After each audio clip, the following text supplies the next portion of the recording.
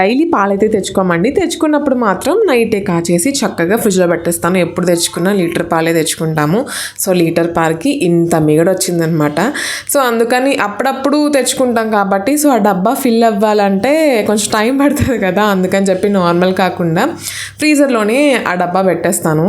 కానీ ఇంకా డబ్బా ఫుల్ అయిపోయిందని చెప్పి సో నెయ్యి చేద్దామని ఫిక్స్ అయ్యాను. కానీ ఆ డబ్బాలోంచి ఆ క్రీమ్ కరిగించడానికి నా తలపాలనం తోక్కొచ్చింది. టు బీ ఫ్రాంక్ చాలాసేపు పట్టింది. ఆ వాటర్లో పెట్టి ఈ వాటర్లో పెట్టి చాలాసేపు పట్టింది. దాని తర్వాత బటర్ అవుతుంది కదా, ఆ బటర్ అయ్యే ప్రాసెస్ నేను షూట్ చేయలేదండి. ఎందుకంటే మధ్యలో బిస్కెట్ అయిపోయిందని చెప్పి చిరాకు వచ్చి వీడియో ఆఫ్ చేసేసాను.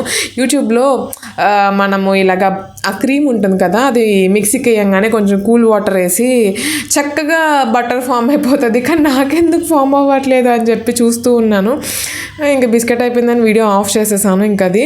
సో అందుకని రికార్డ్ చేయలేదండి. కానీ చిన్న టిప్ ఏంటంటే వాళ్ళు ఒక్కసారి బర్రం అని చెప్తే బటర్ వచ్చేస్తుంది కదా, కానీ కాదు, ఒక కొంచెం సేపు చర్న్ చేయాలి మనము, అప్పుడే మనకు ఆ బటర్ అనేది వస్తుంది రాక్ సాలిడ్ లాగా. సో మంచిగా ఒక హ్యాండ్ఫుల్ ఆఫ్ బటర్ వచ్చింది. దాన్ని మంచిగా పొయ్యి మీద లో ఫ్లేమ్లో వేసేసి ఏ మెంతులు కరివేపాకు ఏమీ లేదు, జస్ట్ రా అనమాట. కానీ చాలా కమ్మగా ఉందని మన చేతితో మనం చేసుకునే నెయ్యి తినడం అంటే ఆ సాటిస్ఫాక్షనే వేరు. సాటిస్ఫాక్షన్ పక్కన పెట్టండి, టేస్ట్ అయితే అద్భుతంగా ఉంది.